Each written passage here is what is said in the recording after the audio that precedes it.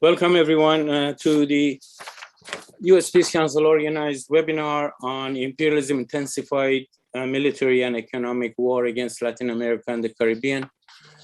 We have a long list of experts and activists and scholars that will be talking about various aspects of these extended and expanded efforts of the United States against Latin America and Caribbean. But before we start, there are some technical explanations that Genevieve is going to make for you to make sure that everything functions very properly. Thank you very much. Thank you. Thank you very much, Baman. My name is Genevieve.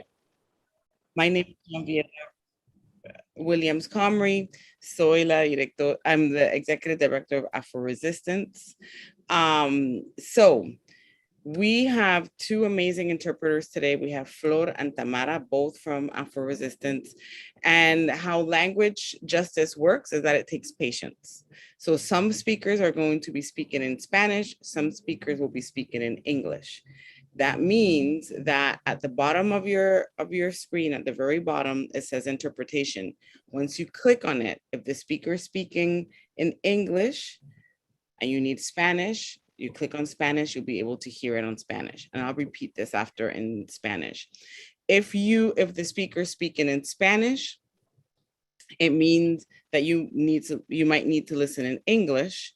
You go ahead and click that little globe at the bottom and you click on English. Language justice means that we have to also understand that these are not our ancestral languages, that these are learned. And sometimes there might be a delay, right? And it doesn't mean that interpreters are not doing a good job. It doesn't mean that the interpreters are not following. It just means that the interpreters are listening to maybe understand or rearrange the order of language, because language is not linear, and then they're going to interpret. There is no need to put on the chat, I can't hear, I can't hear, I can't hear. It just means that they're transitioning. If we get to a question and answer period and there's multiple languages, we're going to ask you to please be patient, because interpreters are also switching languages verbally in their minds and through their tongues. The chat, if we could keep our chat comments limited, because we will not be able to interpret via voice and interpret on the chat. So unless you can use Google Translate or something like that to self-interpret yourself, there will be a delay in the chat, or we might not get to it. Patience, once again. And I'll be putting these instructions in the chat after I finish. Ahora voy a cambiar al español. Bienvenidas y bienvenidos a esta llamada. Mi nombre es Genevieve Williams Comrie. Soy la directora ejecutiva de Afro Resistencia. Nosotros nos basamos en un concepto de justicia del lenguaje. En justicia del lenguaje entendemos que el lenguaje también es paciencia y que estas lenguas que estamos hablando no son nuestras lenguas ancestrales. La cual significa, cuando necesitan traducción del inglés al español, en la parte de abajo hay un globito así, redondito, le hacen clic. Cuando la persona está hablando en inglés, usted hace clic en español y Flor o Tamara van a poder traducir. Si la persona está hablando en español, entonces pueden escuchar normal, pero si desean escucharlo en inglés, hacen clic en donde dice inglés y ahí van a poder escuchar la interpretación.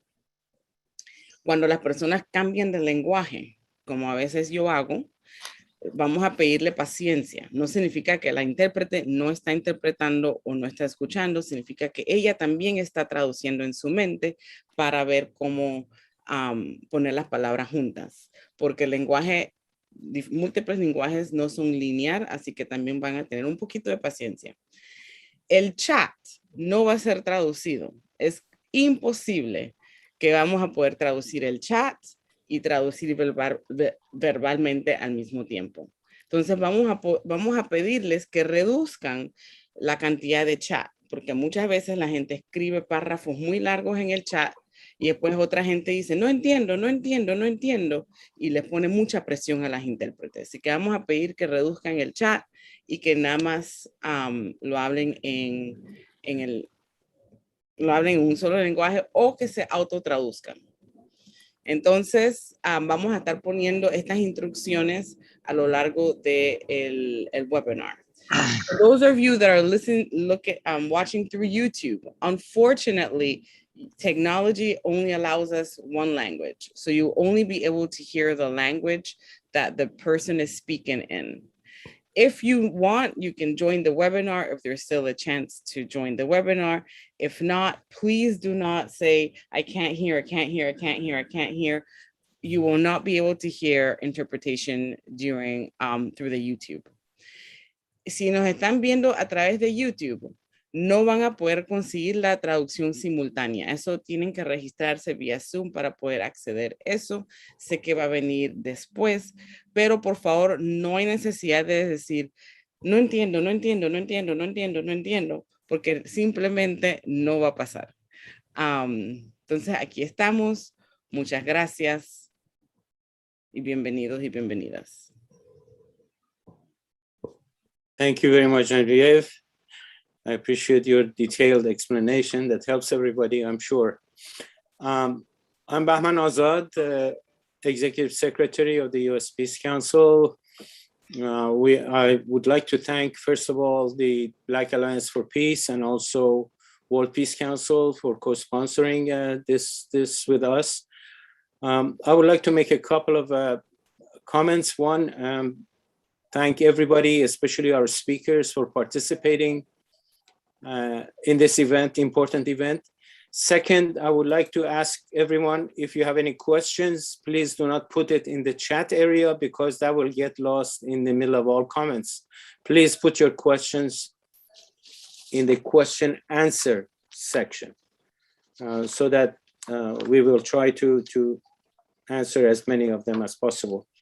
I'm not going to be lengthy because we have about 10, 12 people speaking. So I'm going to start by introducing to you Alfred Marder, President of the US Peace Council, who will be making some introductory remarks. Al, please. Thank you, Bahman.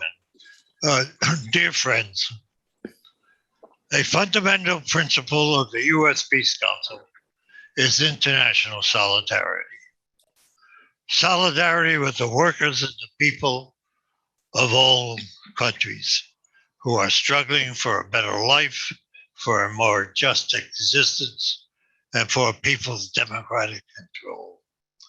We also firmly believe in the right of all peoples to determine their own destiny. This solidarity is the same for the 42 million Americans who are forced to secure assistance for food.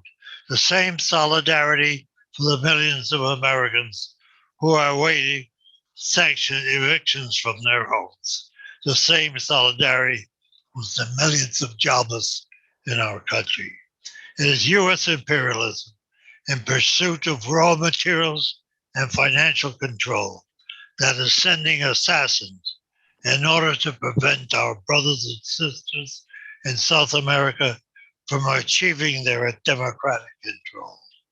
US imperialism ignores the democratic choice of the people. US imperialism imposes sanctions preventing even vaccines, medicines, and food from reaching the people.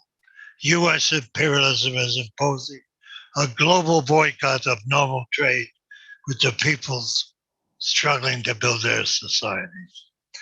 The US Peace Council calls upon all those who believe in justice to protest and mobilize against these policies.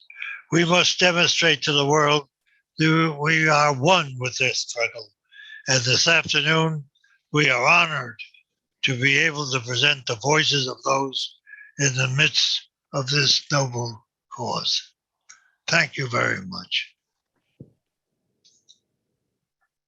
Thank you very much, Al, for those comments. I would like to turn the mic to my comrade Vijay Prashad, who is from Tricontinental Institute for Social Research and also a member of the US Peace Council Executive Committee.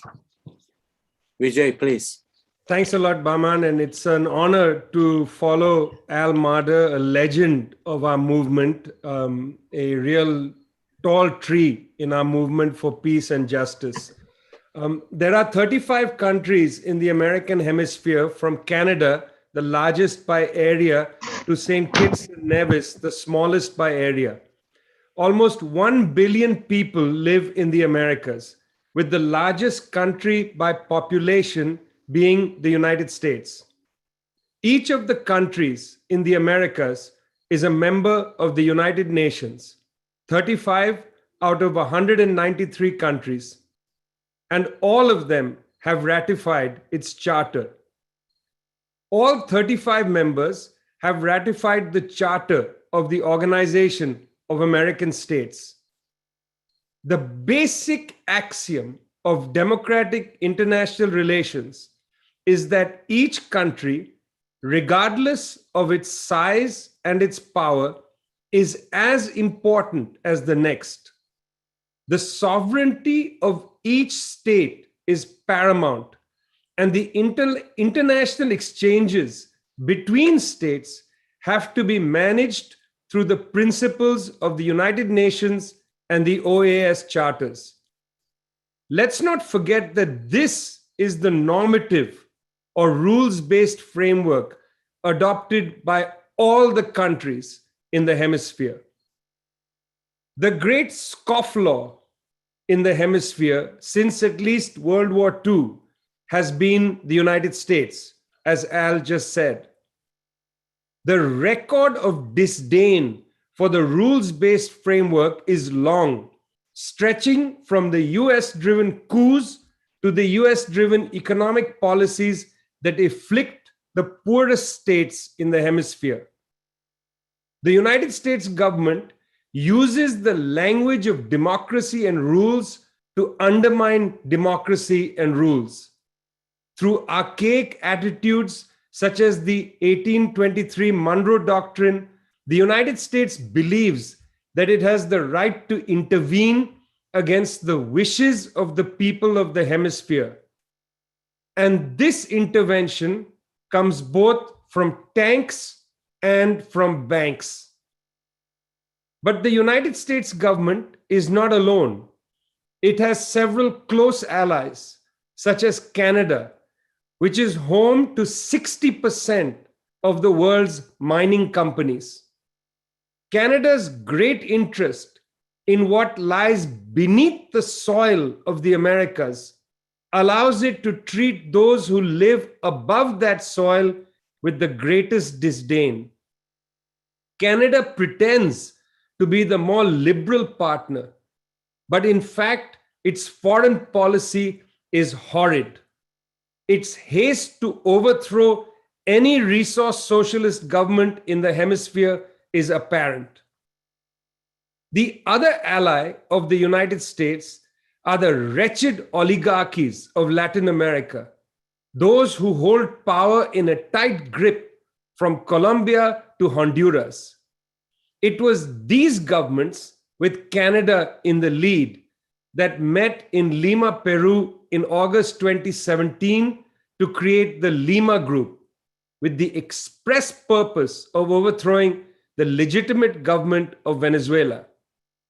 That group is a clear violation of both the UN Charter and the OAS Charter. The OAS Charter is pretty clear, and let me read one of the articles. No state or group of states has the right to intervene directly or indirectly for any reason in the internal or external affairs of any other state. The foregoing principle prohibits not only armed force, but also other forms of interference or attempted threat against the personality of the state or against its political, economic, and cultural elements. This is a rule against hybrid war, which has now become a habit of the United States and its allies against its adversaries. This hybrid war comes in many forms, most dramatically through an information war that seeks to undermine the legitimacy of processes other than those that have been certified by the United States. Military and economic pressure are key. Afraid of the normal commercial dealings of Chinese firms in the hemisphere, the United States set up Growth in the Americas, or America Crece, in 2019. This is the US government's attempt to fight the Chinese Belt and Road Initiative in the Americas. Barely remarked upon is the intensified US military pressure on Latin America and the Caribbean. This summer, the United States held 2 major military exercises in the Caribbean: Trade Winds 2021 in Guyana and Panamax 2021 in Panama. The old colonial powers, in other words, France, the Netherlands, and the United Kingdom, joined in. In a show of force, the United States demanded that Iran cancel the movement of its commercial ships to Venezuela during the duration of the exercise. This is part of the US-driven Caribbean Basin Security Initiative, which is an instrument to undermine Caribbean regionalism and Caribbean sovereignty. So that's the point. The United States and Canada intervene in the hemisphere, and that intervention is designed to prevent the growth of regionalism and to undermine sovereignty, both essential to the United Nations and OAS charters. The people of the Americas are looking for another road. That is why St. Lucia and Peru recently left the Lima Group, which should actually be called the Ottawa Group or the Bogota Group. That is why Mexico's president, Andrés Manuel López Obrador, called for a true regional body, a lackey of no one.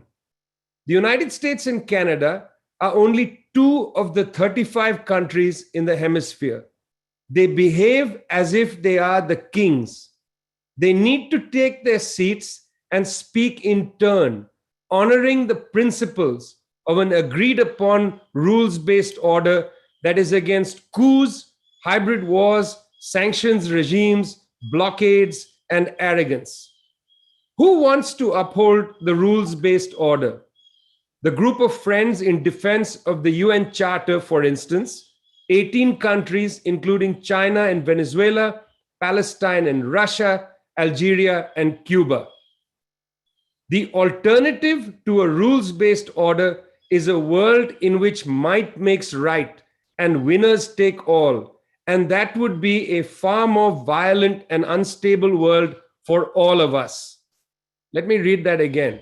The alternative to a rules-based order is a world in which might makes right and winners take all. And that would be a far more violent and unstable world for all of us.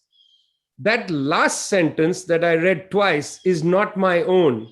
It is what US Secretary of State Antony Blinken said to Chinese Foreign Minister Wang Yi at Anchorage, Alaska.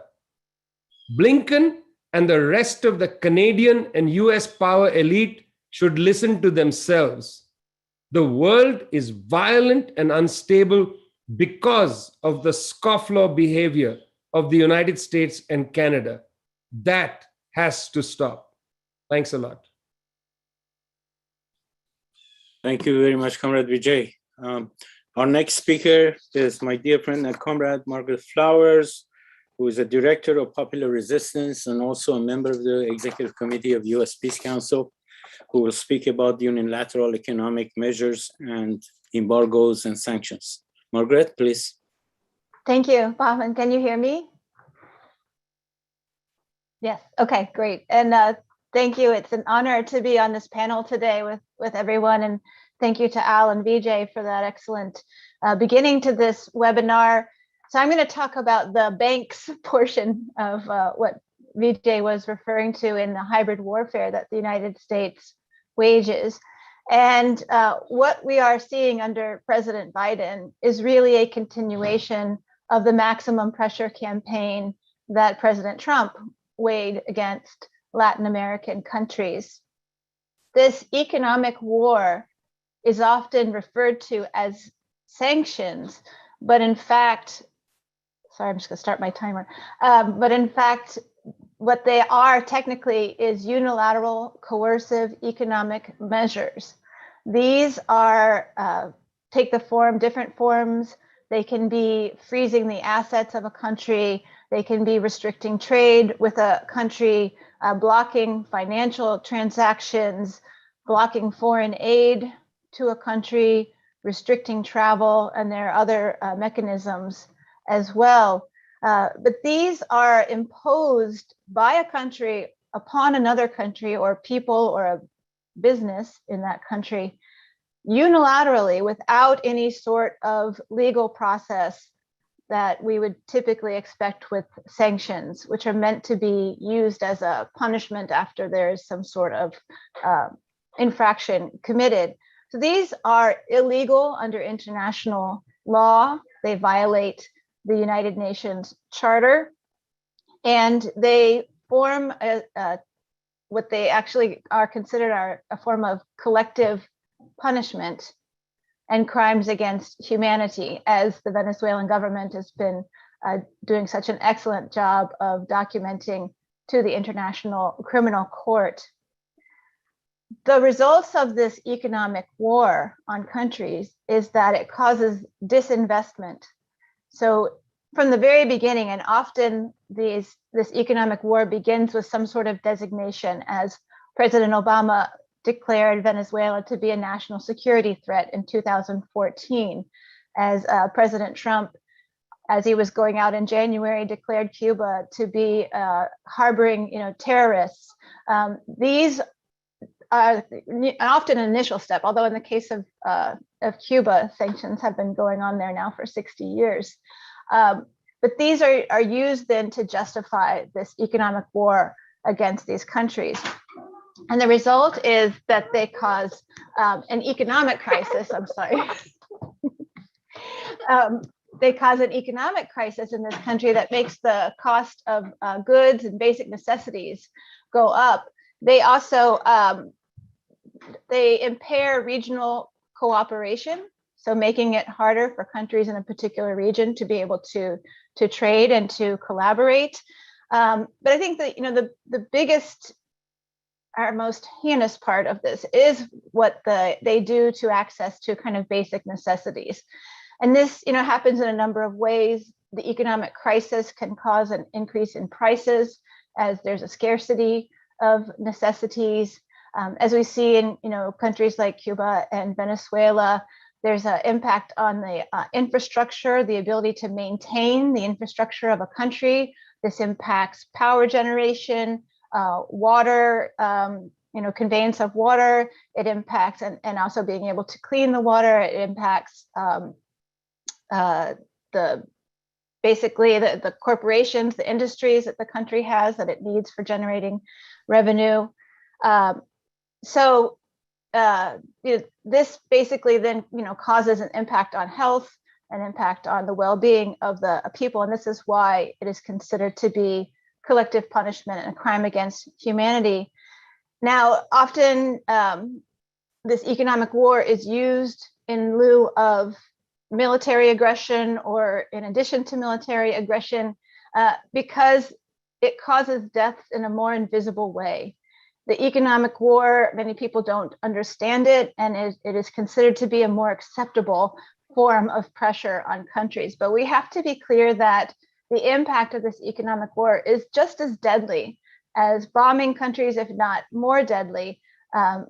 We know through the Center for Economic Policy and Research and other bodies that tens of thousands of people are dying in countries because of the difficulty they have with accessing medications and things that they need to survive. And this is particularly egregious when we look at the COVID-19 pandemic, when we look at the climate crisis, as Cuba just experienced Hurricane Ida, and recently, or a year or so ago, Nicaragua was hit by hurricanes Eta and Iota, which it's still recovering from. During this time, it puts a huge strain on these countries that are already facing real difficulty. This is all part of the United States regime change apparatus. And as for me personally, someone who lives in the United States, and others of us who are here in the United States, we have a particular responsibility to organize and to put pressure on our government to end this illegal, unjust, immoral economic war in Latin America, and around the world. Really, the Biden administration, when it first came into office, one of the first executive orders that the President Biden issued called upon the U.S. Treasury to review the sanctions and make recommendations based on the COVID-19 pandemic to make sure that they were not causing undue suffering. Now, even this language of this executive order gives the United States government the wiggle room that it needs to be able to say, well, yeah, we're having some impact on these countries, but it doesn't reach the level of undue. And so what we've seen so far from the Biden administration is really no change. We've seen new sanctions placed on countries like Cuba and Venezuela. We see an outright attack right now on Nicaragua as they are preparing for their November elections. And I'm sure we'll hear more about the Renacer Act that's going through Congress right now, targeting Nicaragua. So all of this is escalating under the Biden administration. And that's why it's so critical that we as peace activists in the United States organize to oppose these measures, and that we act in solidarity and take leadership from those in countries who are directly impacted by the US's economic war. So I do want to mention quickly the Sanctions Kill campaign that the US Peace Council is part of, and that's sanctionskill.org, where you can find more information and a toolkit that you can use for educating in your community about the impact of the US's economic war. So I'll stop there. Thank you. Thank you very much, Margaret. Our next speaker, we're going to go to more concrete examples of different countries of Latin America and the Caribbean, but we are honored to have the president of MOVPAS Cuba with us, Comrade Silvio Platero. It was not easy to get them to link to Zoom because Cuba is restricted, is not allowed to join Zoom calls. So we had to bypass that thanks to our comrade Daniel from Tricontinental Institute, who worked out a way of linking up with JITSI that Cuba is on right now. I would like to ask Comrade Platero to start speaking. Thank you.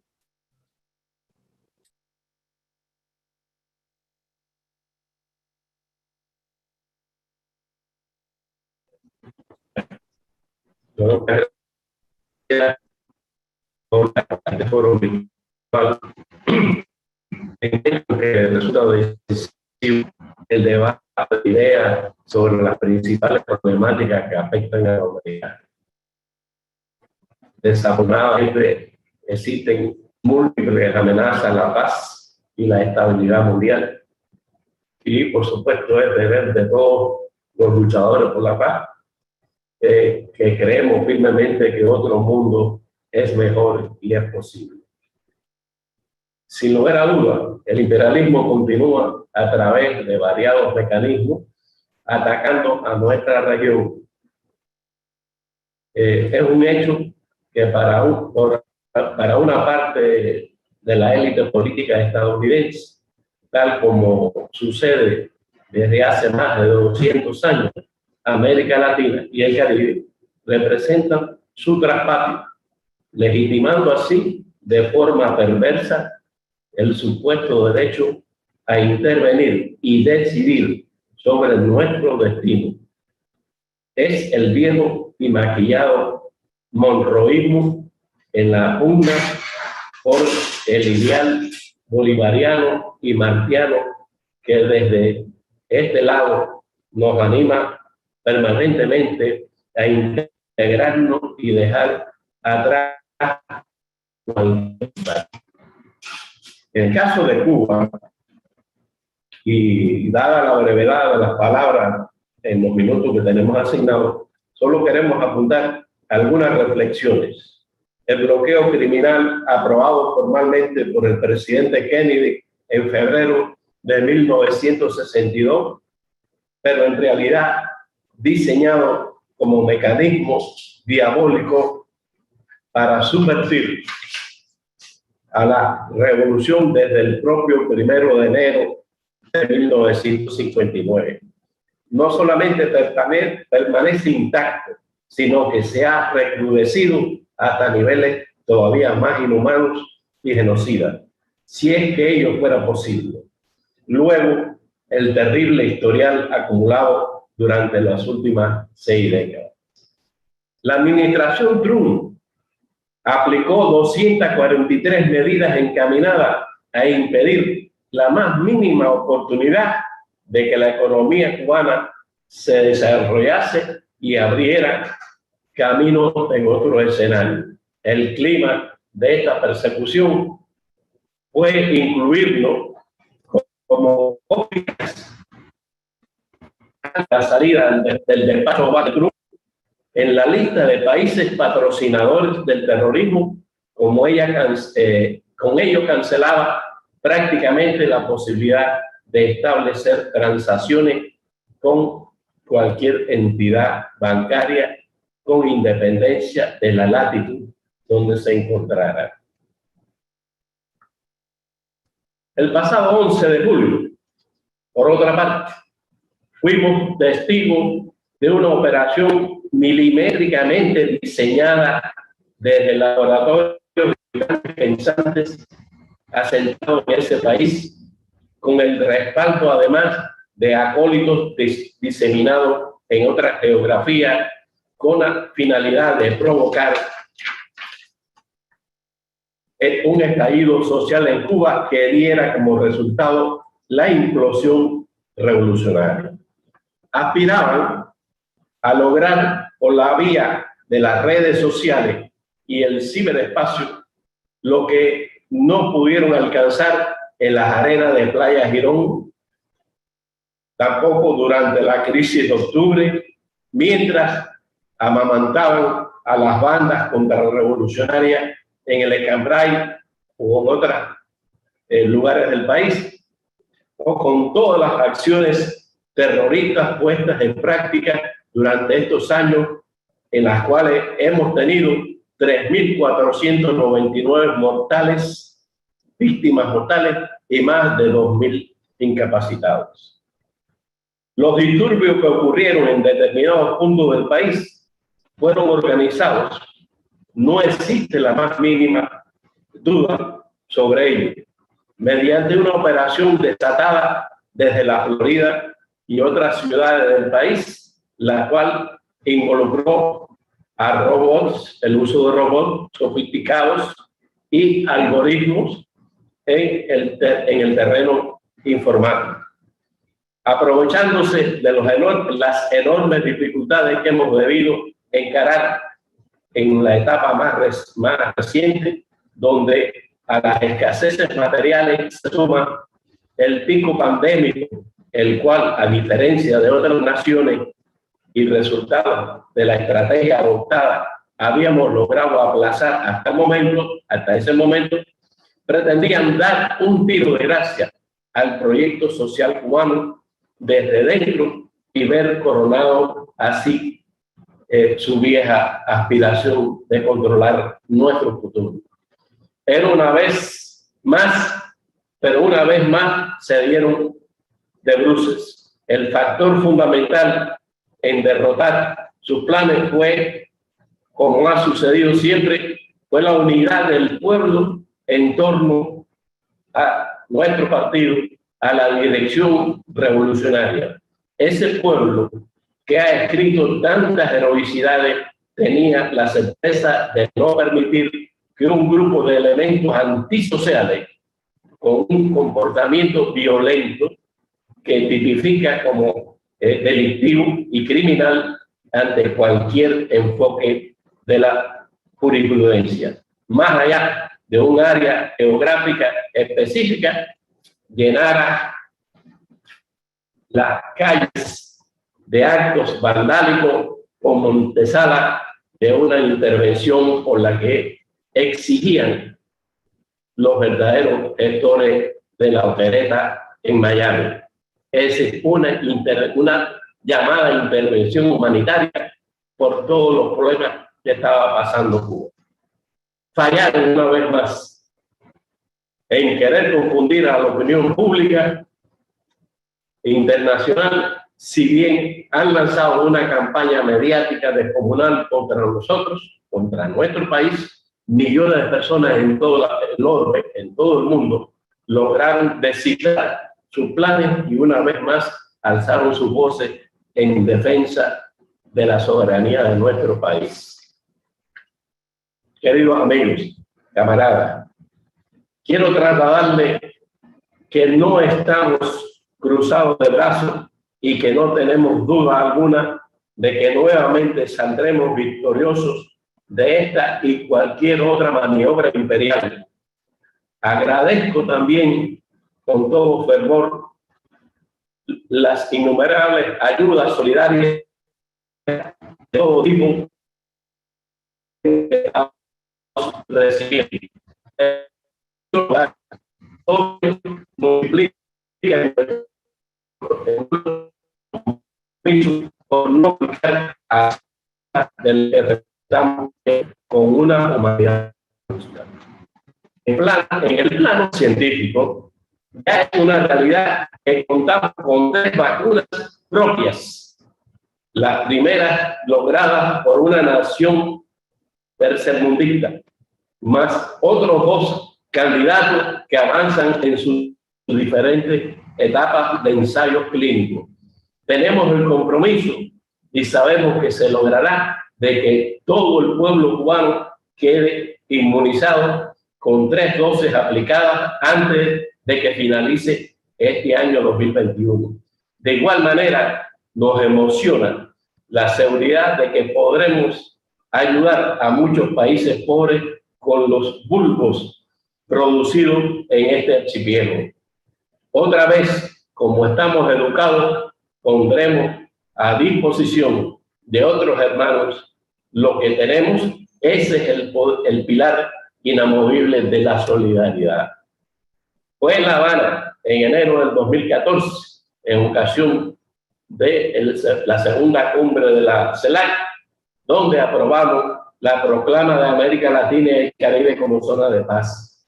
Esa condición tenemos que defenderla entre todos. No podemos permitir que quienes amenazan la paz hemisférica y mundial conviertan el espíritu de ese documento en letra muerta. Sepan que a pesar de los contratiempos, proseguiremos en el desarrollo de la obra de infinito amor que es la revolución. Cambiaremos lo que tengamos que hacer cambiar. Analizaremos y debatiremos entre nosotros sin tapujos algunos de los lastres que dificultan el acceso. Eso sí, nadie debe equivocarse al respecto. No renunciaremos ni a uno solo de los preceptos de nuestra revolución. Tenemos la convicción de que podemos seguir construyendo un socialismo más próspero, humano y sostenible con ese espíritu, sin perder la sonrisa que nos distingue. Le ponemos a Cuba nuestros corazones. Gracias.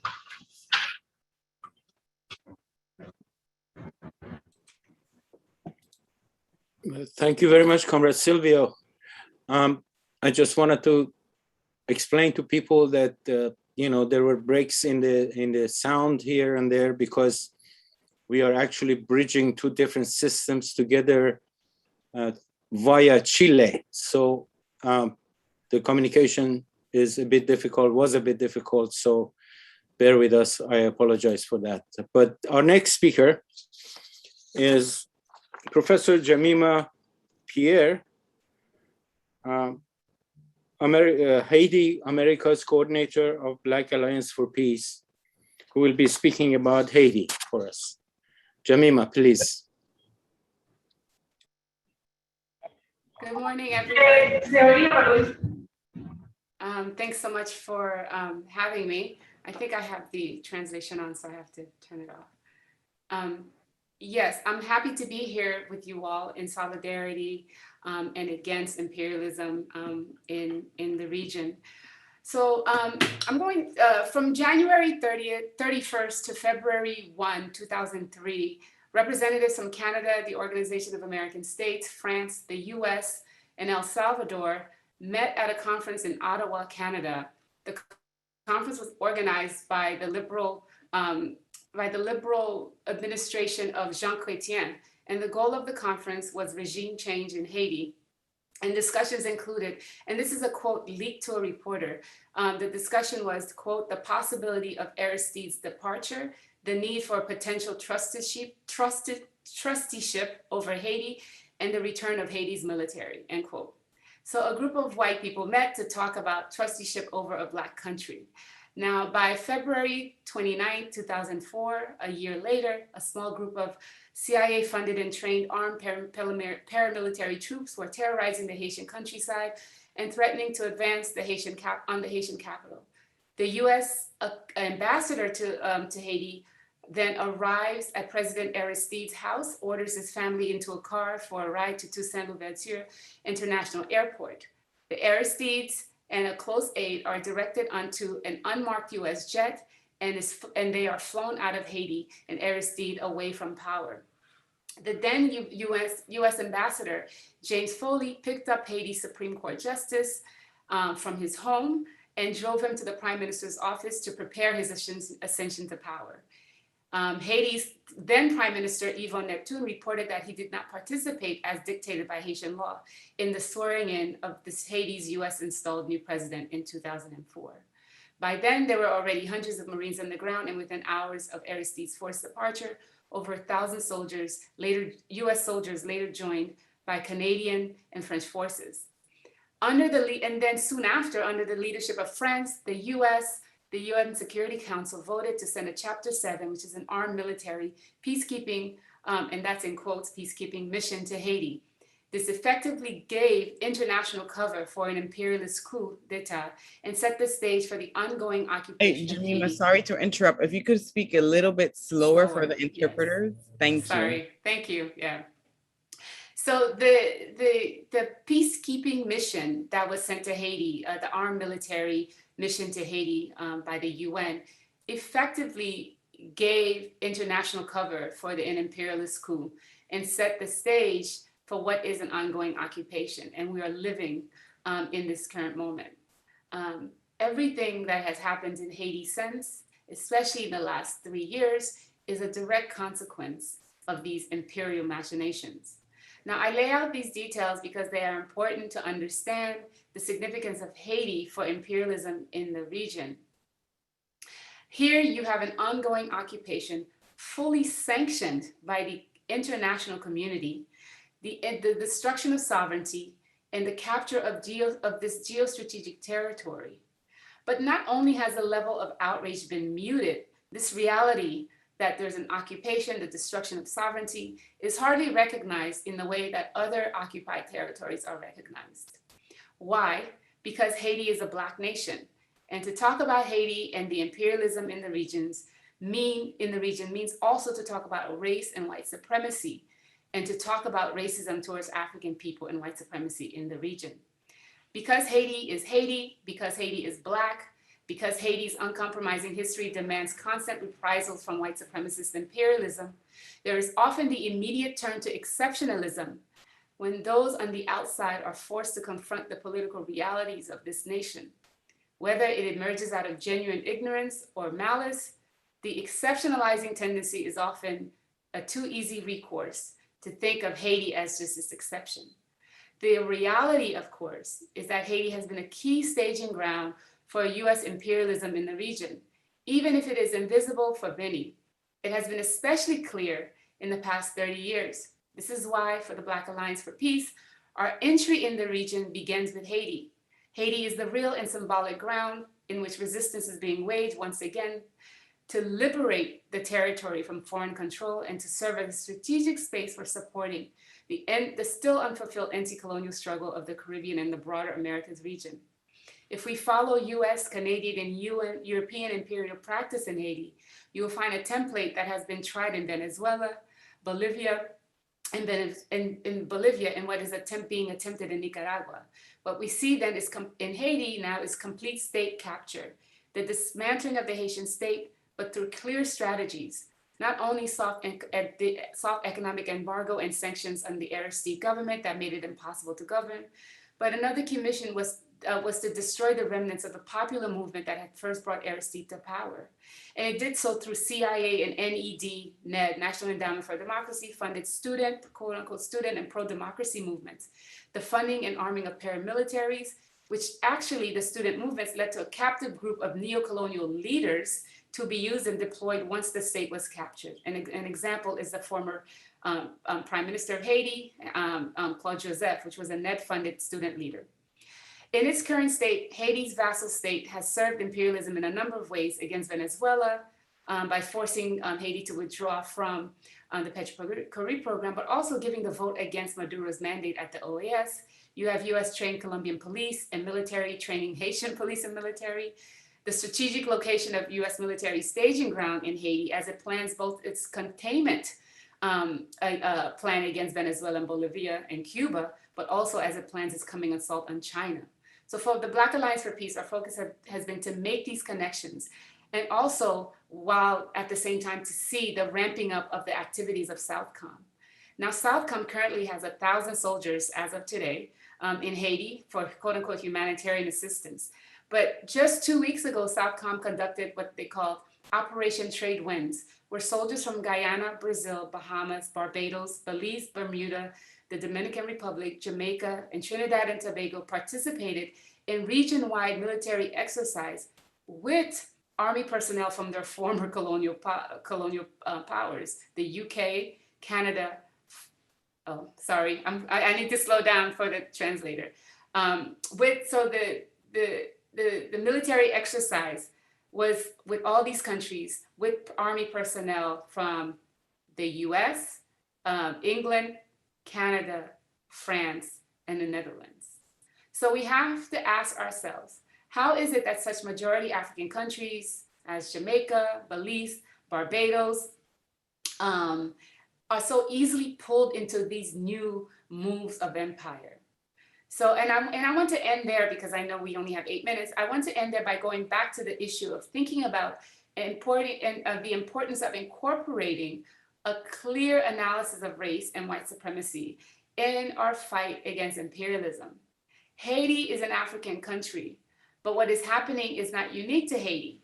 We have to see the various ways explicitly that race gets mobilized within the imperialist project in this region.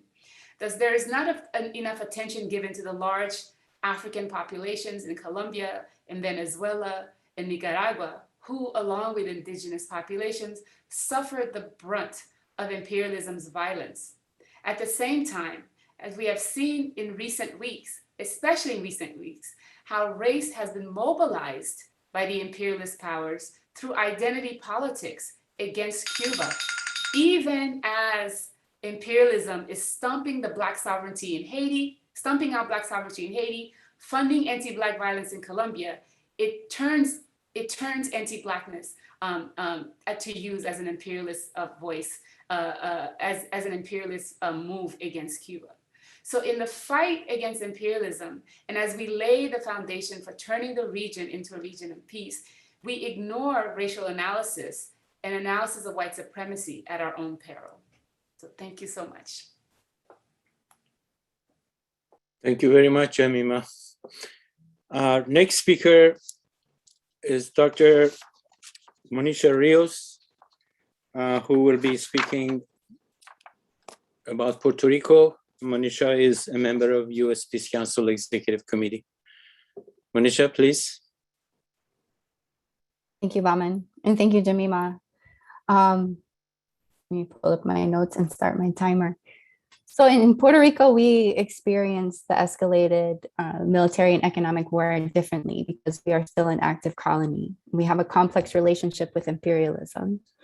When the US began its perpetual war of conquest against our people in 1898, it was to advance its goal of military, economic, and ideological domination in the region. And Puerto Rico is key for that. So since then, the US's military, economic, and ideological domination of our nation has led us into a set of enormous contradictions where we live with one foot inside the imperial core, benefiting from imperialism, and one foot inside our sovereignty, which is constantly under attack. For 123 years, we have endured life as targets of a colonial hybrid war, with our minds, bodies, and lands exploited in such a way as to create the conditions for our complicity in the imperialist aggression against our cousins.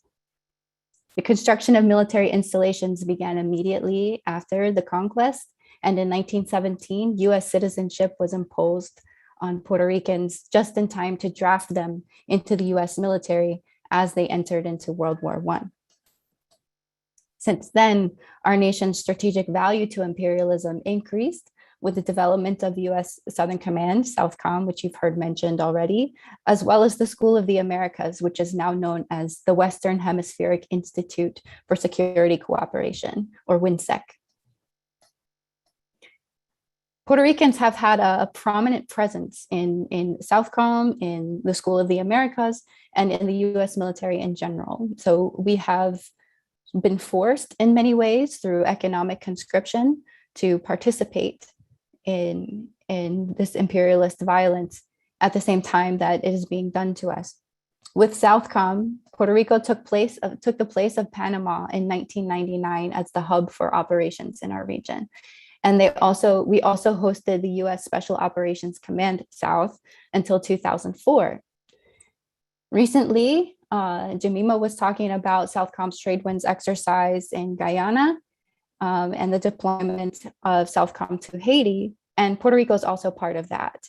Puerto Rico is not differentiated when it comes to SOUTHCOM because we are considered property of the United States and therefore identified as part of the United States.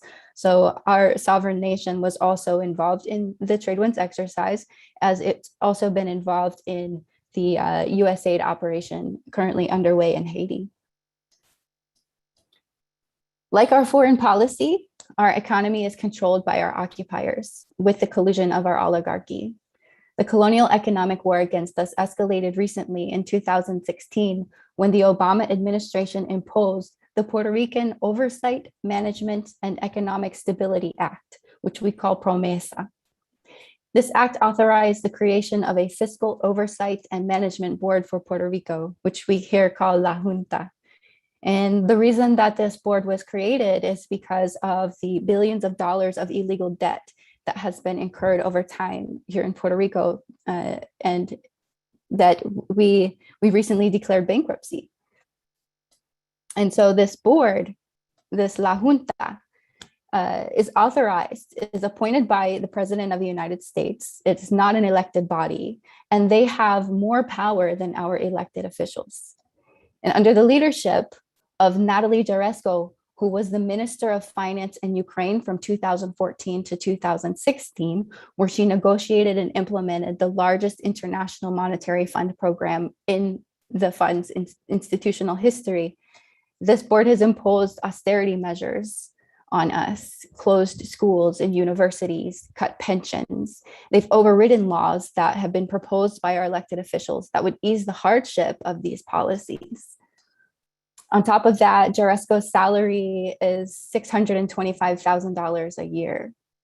We also live under the Jones Act, which restricts our trade and really heightens the cost of living here, so that the economic conscription that we live under works very well in favor of the United States. It forces Puerto Ricans into a very precarious position to flee our homeland because we cannot survive here. Money is not put into our infrastructure. It is only put into military, and it is put into private enterprise. The US and Canada currently have succeeded in privatizing our electrical grid through a newly formed company called Luma Energy, which we are fighting. There's more that I can talk about Puerto Rico, but my time is running out. And with respect to the other speakers, I'll stop here. Thank you for allowing me the chance. Thank you very much, Monisha. Our next speaker is Comrade Charo Mina Rojas from Black Communities Process, PCN, who will speak about Colombia. Comrade Charo, please. Thank you very much, and good morning or evening for everyone. Greetings from our ancestral territories of joy, hope, and freedom in Colombia.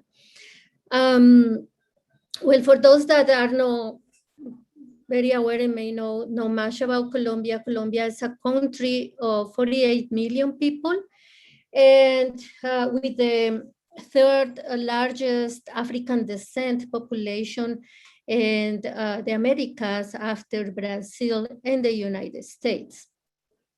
It is so-called the largest democracy in South America and Latin America, yet gross human rights violations and crimes are committed here by the state and the paramilitary forces that join it against human rights defenders, Afro-descendant leaders, indigenous leaders. Colombia is recognized also as the main ally of the United States in the region, is recipient of US taxpayers' dollars, mostly dedicated to military aid, training, arms, etc. Over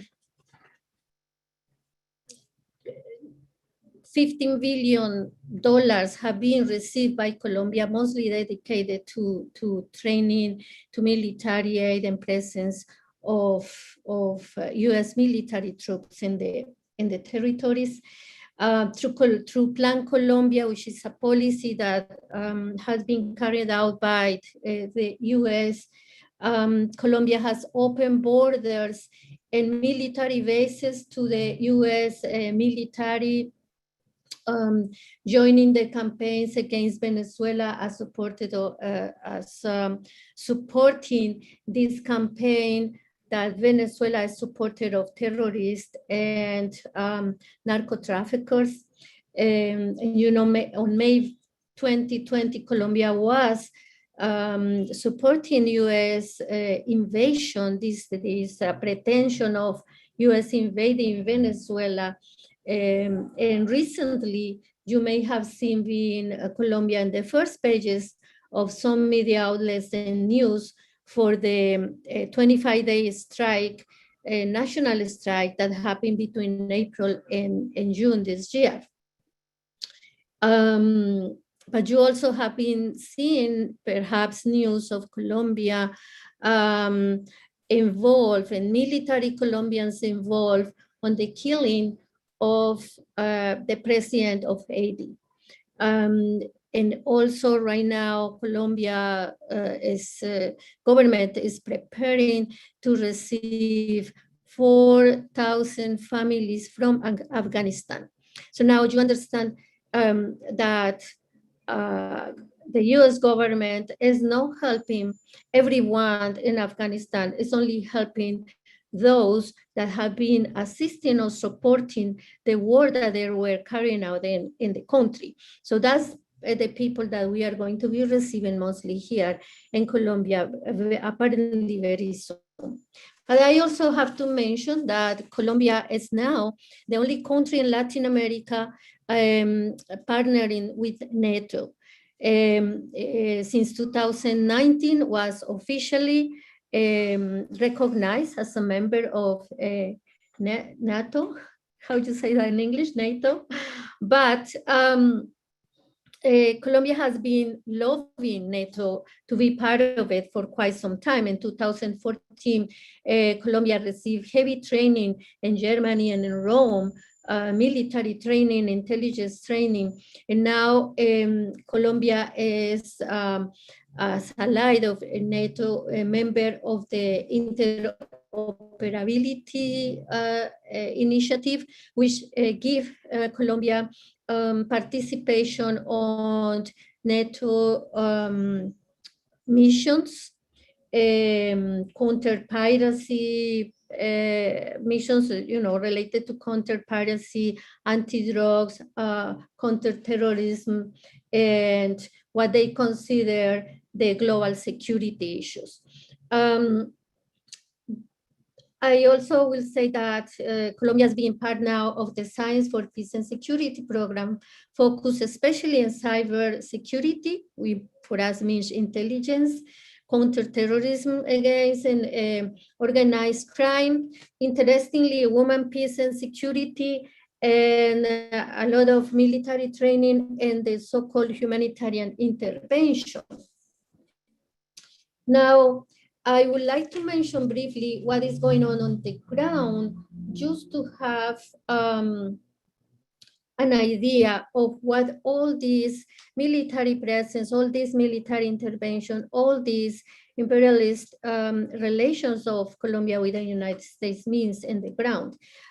We live in a constant war situation. The internal armed conflict, despite the signing of the peace accord, continues in our territories. We have right now the largest internal displaced population, and just this year in Afro-descendant territories, we have 500 families displaced and forced to displacement. We have over 900 leaders that have been killed since the peace accord was signed. Just around 100 leaders killed just this year. We also have two large strikes, national strikes. One was in 2019 that was receiving very strong repression. We ended up with over 300 people injured and many detained. But the strike in 2021, 25 days of strike, cost us over 1,600 people illegally detained during the strike, 52 people killed by police and the Special Anti-Riot Force, SMAD, 2,000 people or so injured, and hundreds disappeared. Right now, the persecution of people that participate in the strike is happening, and we are seeing tons of people being detained after all these months of the strike. Colombia is under heavy debt, 51% of the GDP, which means for us more impoverishment, meanwhile, more militarization and more investment in this militarization. So I would like to close this because I think it will be important to open later conversation, saying that it is very important to pay attention to the role that Colombia is playing right now as this main ally of the United States and NATO, raise a very high red flag on this role and what this really means for Colombia as pound of US imperialist policies and intervention.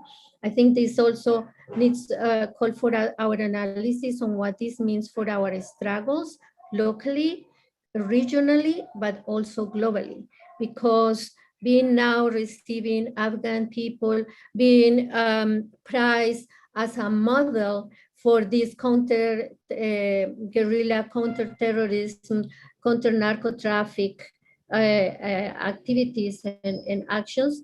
This intervention in Haiti with the killing of the president, all these things are signs of what Colombia is playing today for this region and for our struggles.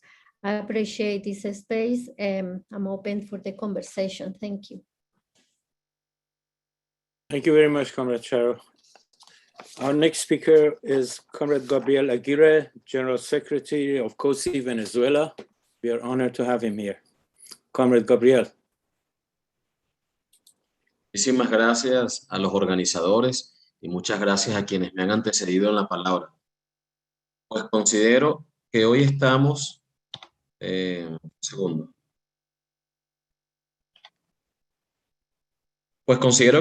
realizando una gran contribución para poder entender mejor el desarrollo de las contradicciones que se presentan en la actual sociedad en la que vivimos, con particular atención a la región de Latinoamérica y el Caribe, que en la opinión del gran escritor Eduardo Galeano, hemos sido considerados una subamérica, una América de segunda clase, de nebulosa identificación. Es América Latina, la región de las venas abiertas.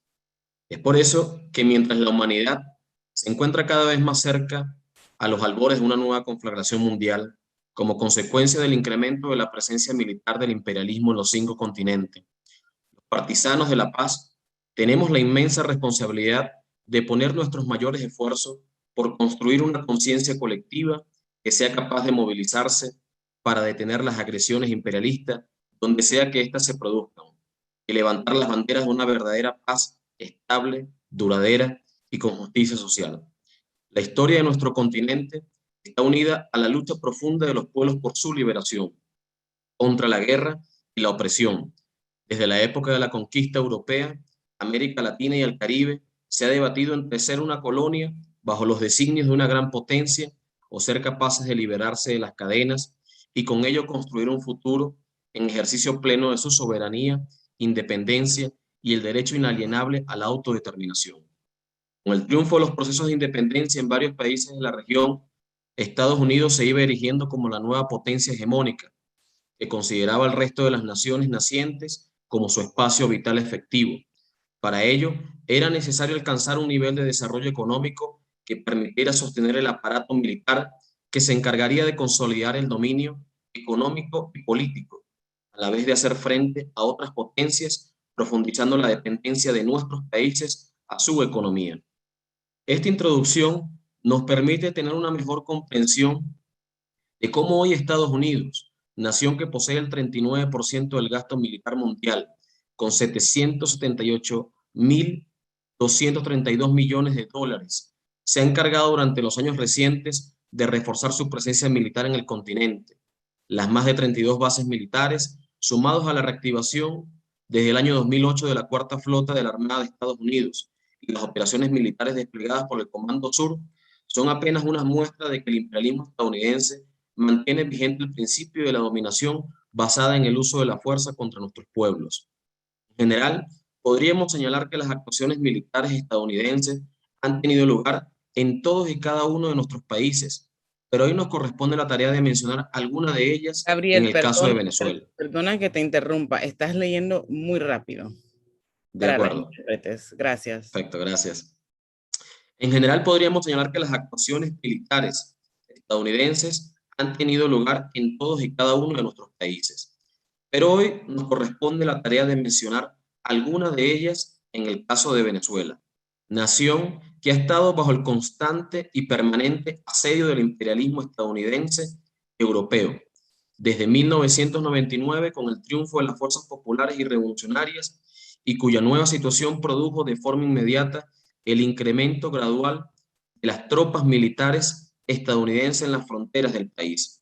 Países de la región que son frontera con Venezuela se han constituido como verdaderas plataformas de agresión a la soberanía nacional, algunas de ellas convirtiéndose en grandes bases militares y de operaciones para el desarrollo de acciones por parte del ejército estadounidense. En tanto, la movilización de estas fuerzas, Excuse me, algunas Comrade Gabriel, especiales. could you please slow down? The translator cannot catch up with you. Okay, I will. En tanto, la movilización de algunas fuerzas especiales y otras regulares han tenido su justificación en el desarrollo de supuestas operaciones humanitarias y de combate al narcotráfico y al terrorismo, nada más alejado de la realidad. Sumado a este visible reforzamiento de la presencia del ejército estadounidense, debemos agregar el conjunto de operaciones encubiertas ejecutados por fuerzas mercenarias. Solo en el 2020, nuestro país fue el centro de 2 acciones militares por fuerzas reaccionarias, quienes tenían como claro objetivo crear las condiciones favorables para establecer un gobierno que pueda servir los ingentes recursos naturales, energéticos, minerales, acuíferos y de biodiversidad en manos de las corporaciones estadounidenses y europeas, y con ello tomar visible ventaja en la competencia que hoy se produce entre las principales potencias mundiales.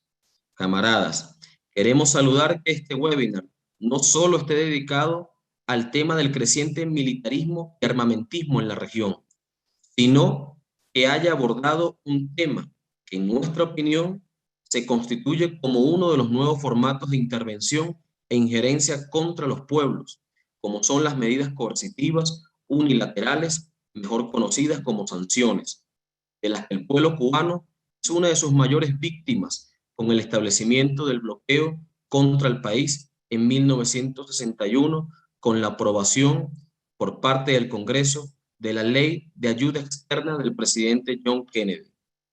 Este nuevo mecanismo de la guerra total contra los pueblos le ha sido aplicado a Nicaragua, y en el caso particular de Venezuela tiene sus inicios en el año 2014 con la orden ejecutiva firmada por el presidente Obama, donde declaraba a Venezuela como una amenaza inusual y extraordinaria para la seguridad nacional y la política exterior de Estados Unidos.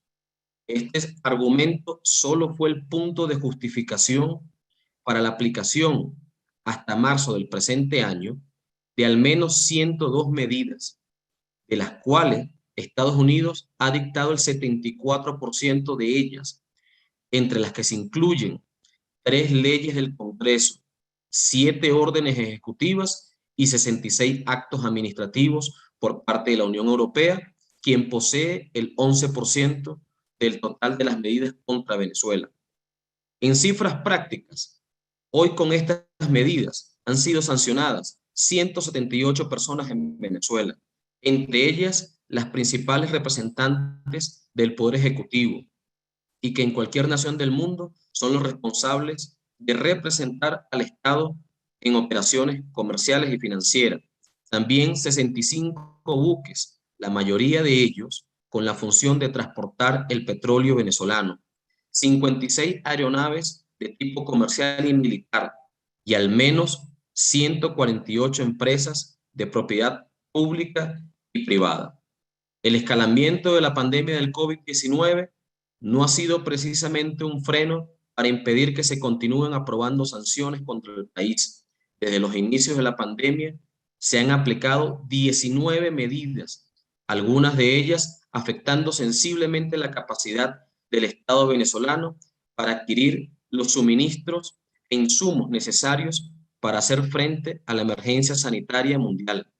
La economía de Venezuela ha sufrido una reducción del 99% de los ingresos que tenía previo a las sanciones. Hoy subsiste con el 1% de los mismos. Tal situación ha quedado expresada en las declaraciones de la relatora especial independiente de las Naciones Unidas, Alena Duján, en su visita en febrero del presente año a Venezuela.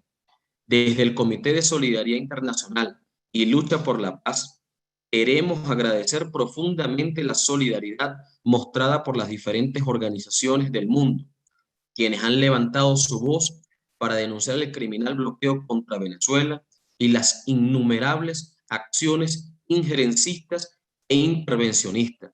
El Consejo Mundial de la Paz, como organización internacional de la que formamos parte y trabajamos sin descanso por continuar visibilizando su papel protagónico en la lucha por la paz de nuestros pueblos, ha sido fundamental en el trabajo internacional para ampliar la solidaridad con Venezuela.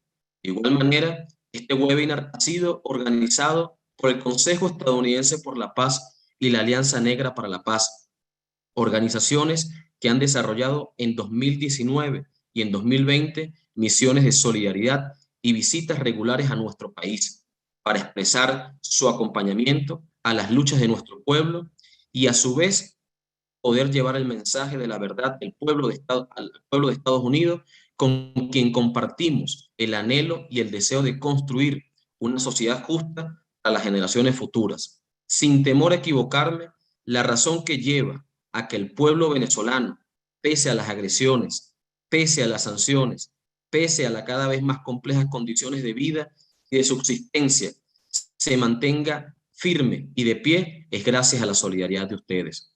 Nosotros como pueblo no olvidaremos tan noble labor que realizan cada uno de ustedes como representantes de sus organizaciones en los distintos países. Sus acciones y dignidad nos comprometen a no claudicar jamás y a seguir luchando por la construcción de una mejor sociedad donde sea reconocido el derecho de nuestro pueblo a ser libre, soberano e independiente. Mantenernos firmes en la lucha y resueltos a luchar por la conquista de un mundo de paz, de solidaridad y de justicia social. Vivan los pueblos libres del mundo, viva la paz, viva la solidaridad internacionalista, a luchar y a vencer.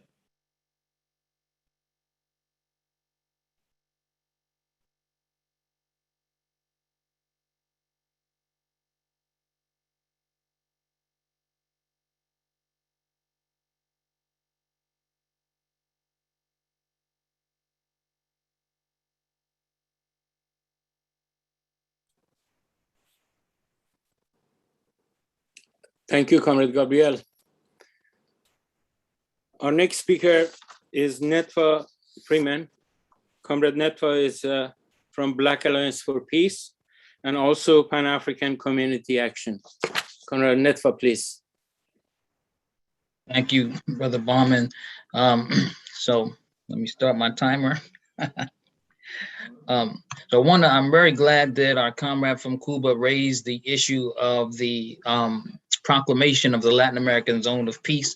I just put that in the chat again. We really want to lift that up, not just as something that we want to give rhetorical lip service to, but something I think that we should build campaigns around to foster. It stands starkly against the forward motion or the militarization that U.S. imperialism and Western imperialism in general is having around the world. It's a concept of peace that includes self-determination and national liberation for other organizations.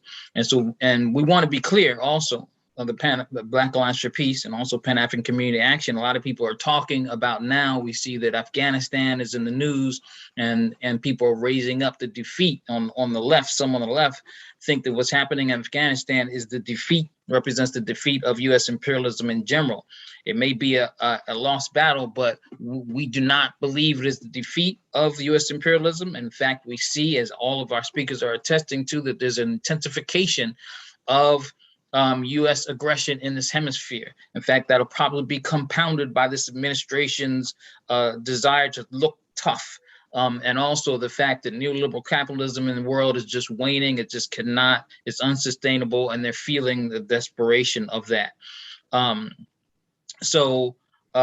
We also know that there are, and I think Latin America demonstrates this, that there are anti-war, those of us who are anti-war and those who are so-called anti-U.S. empire that don't take a stand unless there's outright military invasion. And they might give lip service to opposing sanctions, but unless there's outright, and that's only lip service. But otherwise, there's really silence on what I think Brother Vijay mentioned. Well, he alluded to it, that there's a hybrid war.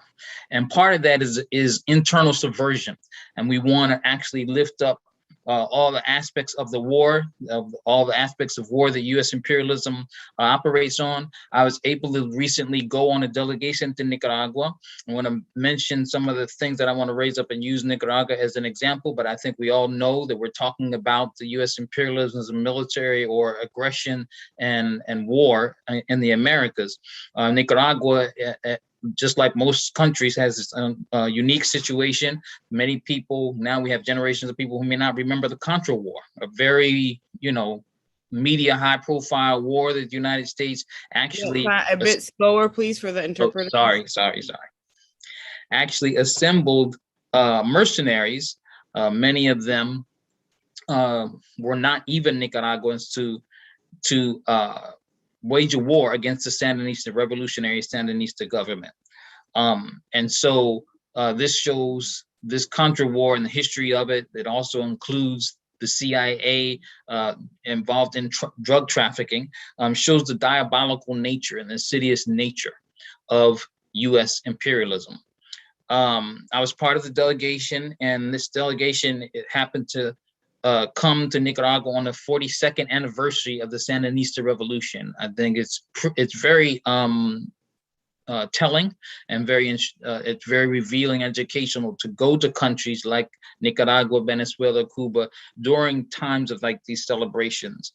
For example, in Cuba, they have May Day. There's very telling because of the propaganda the U.S. wages against these countries always tries to paint the governments as being unpopular, as being dictatorships. But when you go during these times, you get a chance to see the popularity and the regard that the people have for the revolutions. And the revolution is a process. In fact, I want to lift up, there's a comrade who was a journalist, Ben Norton, who was there at the same time, wrote a very good article. He's one of the journalists for the Gray Zone.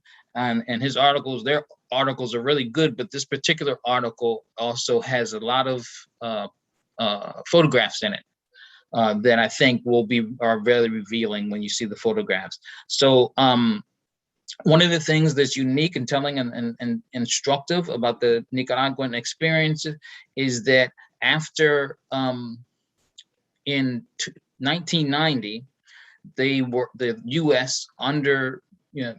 had the Nicaraguan people under duress vote in a neoliberal government. So the Sandinistas came to power in 1980, 1979. They had to fight this war with the Contras. And then the people, tired of war and pretty much under duress, Ronald Reagan made it clear that the U.S. was going to continue to support the Contras, that they voted for the neoliberal government.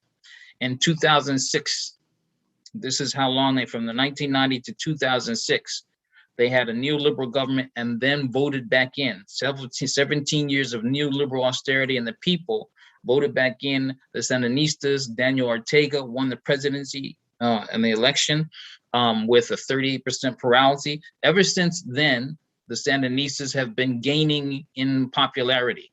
This is to contrast the inability of capitalism to meet the needs, to be a people-centered, human rights-driven project, and to meet the needs of people to actually be the opposite. But socialism was able to you're seeing the popularity of Daniel Ortega go to 63% in 2011 and 72.5 in 2016. And then now, I guess, let me just show really quickly, this is the latest. These are latest polls by M&R consultants that show clearly that the Sandinistas are poised to win another election, which is what this country and U.S. imperialism doesn't want. You can see on the Caribbean coast, which is the yellow part, that there's a large percentage of people are in favor of the Sandinistas, and you see it all over the country. So in general, on the left here, 60% popularity.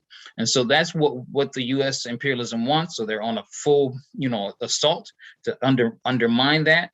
There's a page in the U.S. imperialist playbook that I think Sister Jemima alluded to already that shows they're using identity politics against us. They may not be as successful with that when it comes to Nicaragua, because there is actually an autonomous region of Black and Indigenous people that the Sandinistas have recognized with law, or not recognized, but codified into law the recognition of the autonomous regions, and then in this country or in other places as the consciousness of our people begins to realize that there is, the misnomers about the demographics in Latin America, that there's large populations of African people that are, the natural allies of us, in particular Nicaragua, Colombia, Venezuela, that we need to forge alliances. And the political education and people-to-people's exchanges are key to that.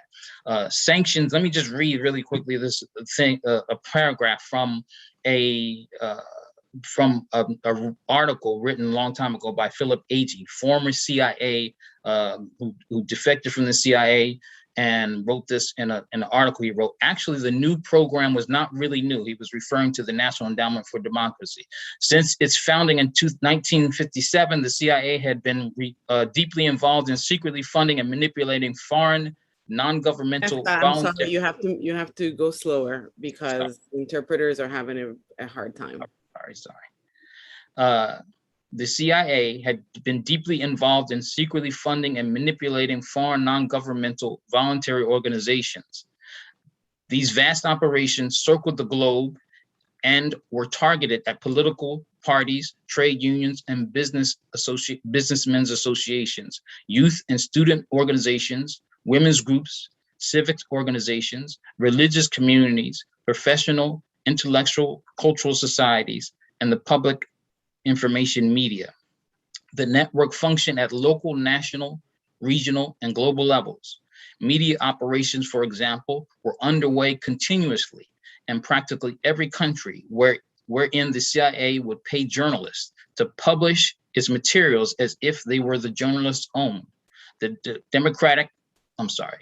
Directorate of Operations at the CIA's headquarters. These operations were coordinated with the regional operations divisions by the international organizations divisions.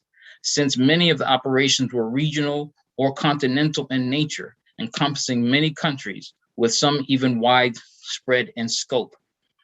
So as my comrade Jemima talked about, now these things are done through agencies like the National Endowment for Democracy. And then I just want to talk about the sanctions really quickly. We have to oppose the sanctions that were just approved against Nicaragua. The reinforcing Nicaragua's adherence to conditions of electoral reforms. So they're calling it Renacer Act. They always call these sanctions targeted sanctions. It's done to target members of the FSLN, the Sandinista Party, which actually is over 2 million people, and their family members are also targeted. We have to think of it in these terms, that as if this was tantamount in the US, that would be tantamount to imposing sanctions on every registered Republican and Democrat. So when they use these terms, targeted, it means absolutely nothing. They're trying to undermine and get at the elections that are coming and in Nicaragua. Subversion and militarism represent the efforts of imperialism to maintain the exploitative relationship between northern capital and the laboring classes and peoples of our region. As we speak, they are enhancing the U.S. Southern Command through arms sales and Israeli training and security forces. Through all of its inherent deception, imperialism has made it crystal clear that it will use force directly and indirectly through sanctions and subversions to achieve their ends. Our response must be equally clear. We will never surrender to imperialism. The Black Alliance for Peace stands in unwavering solidarity with the people of Nicaragua and of this region.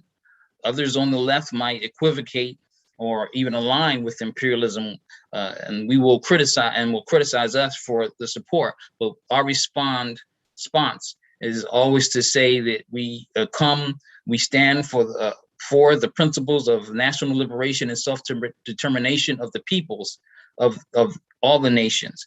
And for Black Alliance for Peace, there is no compromise and no retreat. Thank you. Thank you, Comrade Netfa. Our final speaker, before we get to the question and answer period, is Comrade Iraklis Sabdaridis, the Executive Secretary of World Peace Council, who will be speaking about the U.S. destabilization efforts in the whole region. Comrade Iraklis. Dear comrades and friends, brothers and sisters, the U.S. Peace Council by taking this initiative today proves one more time its principled and crystal clear positions, the genuine internationalism of the militant peace lovers and peace fighters in the US, with all the peoples struggling for their just causes in the world, but in particular with the peoples of Latin America and the Caribbean, which is at large and for long considered by the US administration as the backyard of the USA. The US administrations have a long record of dirty and bloody interventions, coups d'etat, and are known for their support to the most reactionary and authoritarian regimes in Latin America. This has never stopped, and it comes regardless who resides and occupies the White House, Republicans or Democrats. There is almost no country in the region of Latin America and the Caribbean where the US have not intervened directly or indirectly through mercenaries in order to overthrow the legitimate government or to support dictators and their regimes. The United States of America is using for its plans and operations, apart from the billions of US dollars and the respective weapons, also the willing cooperation of local reactionary forces and personnel, corrupt military and civilians who hand over the sovereignty and wealth of their respective countries, their mineral resources and raw materials. The local bourgeoisie identified its interests with the ones of the US, as they were doing earlier with the colonial rulers for hundreds of years. Although many decades have passed from the bloody US-backed dictatorships in Chile, in Argentina, Brazil, Paraguay, the military invasions in Cuba, Nicaragua, Grenada, Haiti, the coups in El Salvador and Honduras, and so many more, the US has never given up its hegemonic policies. After the change of the international correlations of forces in 1991 and the dissolution of the Soviet Union, the imperialist camp continued its expansion worldwide, in Eastern Europe, in the Middle East, in great parts of Asia, and of course in Latin America and the Caribbean. It is not by chance that the US, hand in hand with its allies in NATO and the region, like the so-called Lima Group, are using dozens of foreign military bases in South America, Central America, and the Caribbean. Along with its fourth naval fleet, the US maintains a permanent military force ready to intervene at any moment. Colombia has been named officially a de facto NATO member and best ally of NATO in the region, a country which actually constitutes the Israel of Latin America. Currently, the imperialists of US, NATO, and European Union have three main targets in the region: Cuba, Venezuela, and Nicaragua, which are considered prestigious targets for the imperialists. Cuba remains the focus point for more than 6 decades for the imperialist forces. The island of the revolution is under permanent attack and threats, sanctions, and a criminal blockade, aiming at the overthrow of the regime and the system which was the first of that kind in the region, serving as source of inspiration for all the peoples of Latin America and much beyond.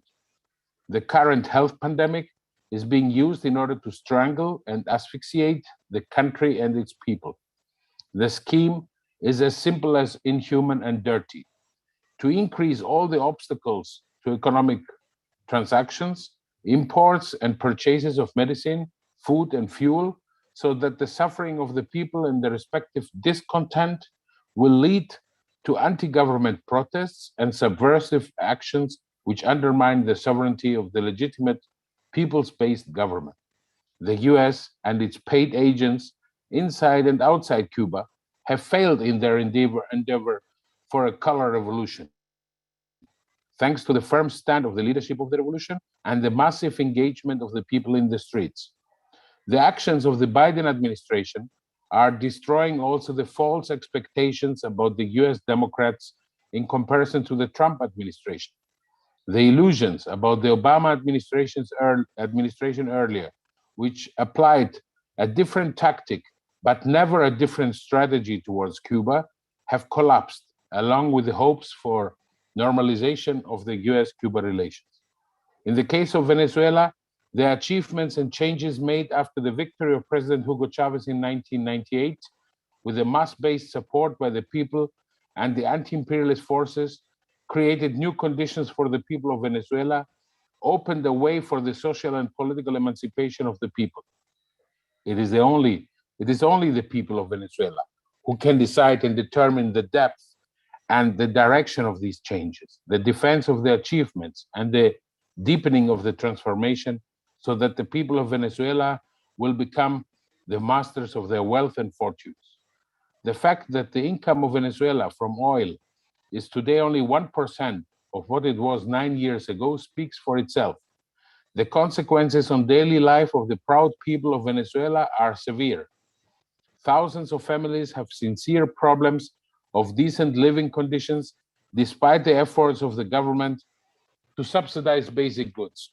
The inflation is growing, and the devaluation of the currency is liquidating the purchase power of the average Venezuelans.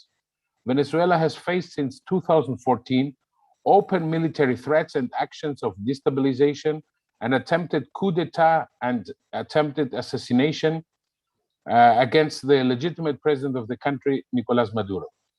The country is blocked from any kind of possibility to import basic goods. Its foreign assets are being frozen, robbed, and given to self-proclaimed puppets like Juan Guaido. The country is being prevented from a massive vaccination process due to the sanctions and economic restrictions. We are well aware that Venezuela, as the richest country in oil reserves worldwide, constitutes a permanent target for the imperialists. They cannot accept that the choice of the people not to become again a de facto US colony. Often we hear and read in many countries that Venezuela is the example of the collapse and failure of socialism. The social and economic problems of the people of Venezuela, the suffering of the Venezuelan people, is not an expression of the crisis of socialism. It is a clear expression of the crisis of capitalism, which we observe in the capitalist world in a synchronized way worldwide. This is being aggravated by the sanctions and the imperialist interference in all spheres of life in the country, and additionally by the health pandemic, which is global. It is important to underline that while the US is the main and predominant imperialist force in the region, the European Union exercises a similar role in full coordination with the USA. It is not by chance that not a single action or decree of the US was ever opposed or objected by the European Union. The European Union is interfering in the domestic affairs of countries in order to secure the interests and profits of the multinationals based in Europe. It is openly challenging the elections and their results, speaking hypocritically about human rights and democratic freedoms. The social democratic governments of Portugal and Spain, for example, are in the forefront of these policies.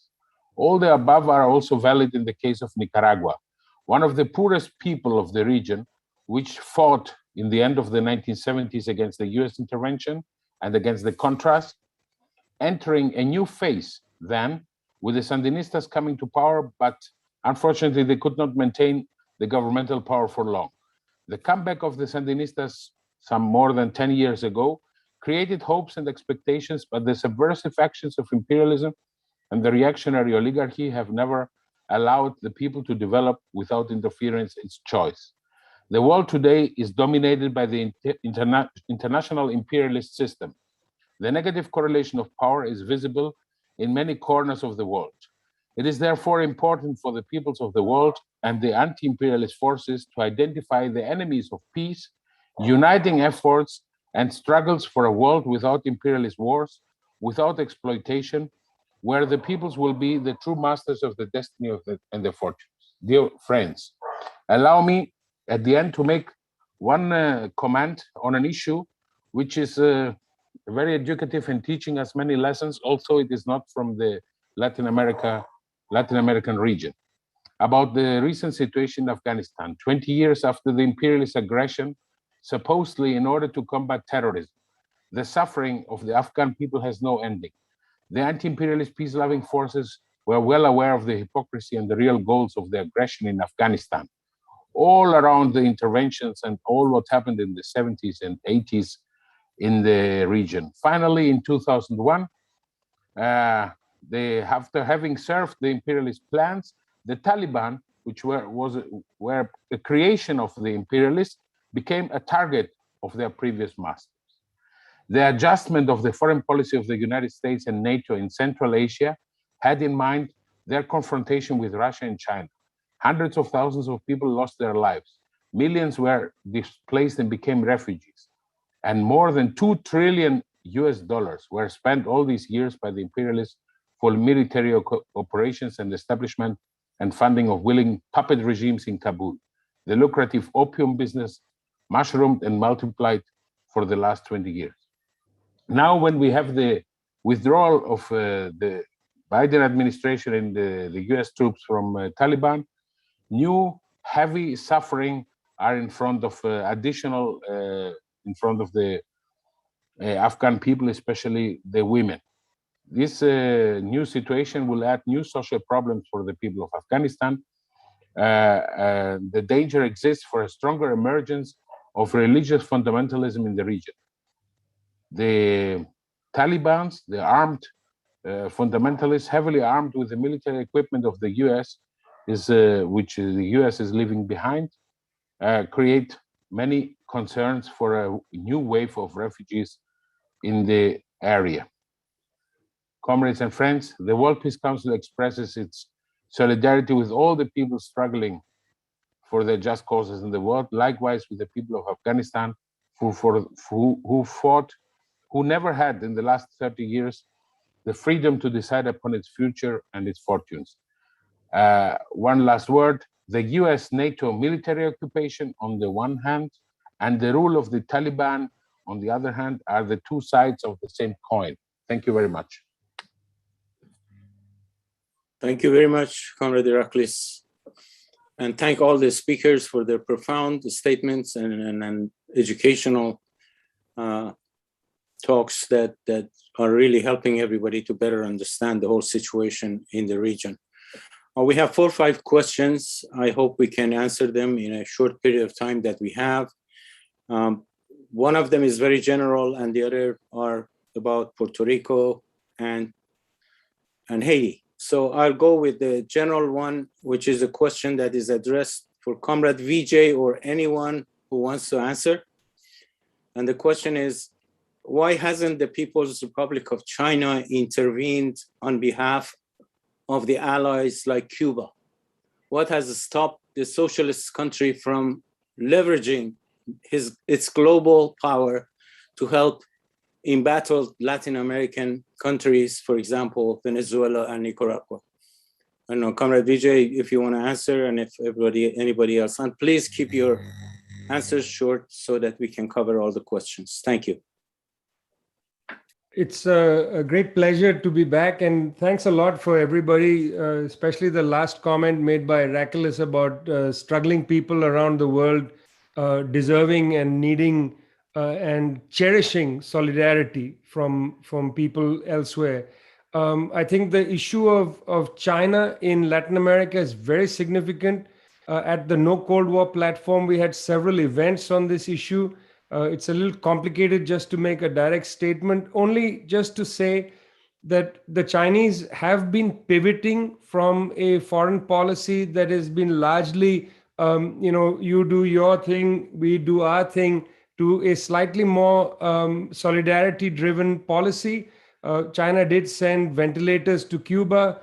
The outpouring of solidarity after July 11th deserves to be catalogued. An aid flotilla from Bolivia, ships from Nicaragua, ships from Mexico, ships from Venezuela, really profound sense of solidarity from countries around the world, and the Russian airplanes which brought 88 tons of material. The Chinese have sent those ventilators. They have said they will send more things. The question of Chinese entry into offering solidarity is one that is very important. And, you've got to look at it diplomatically with the arrival of China in South America, in particular in Central America, providing an alternative to the IMF World Bank form of development. And this alternative comes in the way of the Belt and Road Initiative. It's a direct challenge to the IMF World Bank.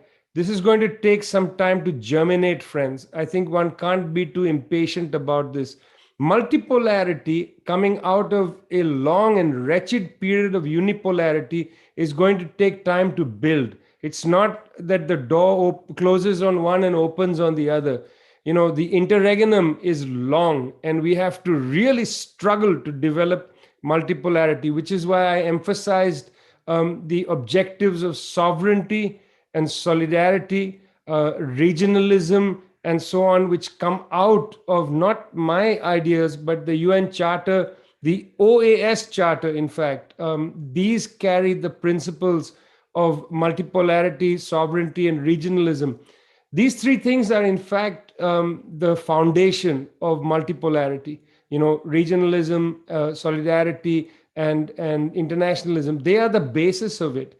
And we will see, I think, as time goes on, other countries get involved. I think the fact that I'd mentioned the development of the group of friends in defense of the UN Charter, 18 countries, led by Venezuela, including China, Russia, Nicaragua, Cuba, and so on. This is a very significant development. I hope people will lift up the group of friends in defense of the UN Charter. Thanks a lot. Thank you very much, Comrade Vijay. The next question is probably addressed to Comrade Jamima. The question is about Haiti. It reads, why does the US always pick on Haiti? What is in it? What is it about Haiti that the US always wants to intervene in Haiti? Is the US meddling in Haiti only about racism? There must be something else there that the US needs. It is not oil or mineral. What is it? Okay, that's the question we always get. You know, of course, I do think first there's the matter of, I've said this before, of the Haitian Revolution, which Haiti has never been forgotten for doing, for, you know, standing up, as someone in the chat said, standing up against imperialism, but forever, you know, shattering even for a short while white supremacy, and making white enslavers panic. I also think the UN-led occupation, which is still ongoing, is deployed as proxy for enforcers of US regional policy. And this regional policy has a number of parts. A key mission is actually, I said this, to destroy the remnants of the popular movement that first brought RC to power after a long dictatorship, which was supported by the US, to promote interests of the business-friendly people, but to also the business-friendly terms, not Haitian bourgeoisie, but also to promote neoliberal economic agendas, but also as a geostrategic place for the Americas.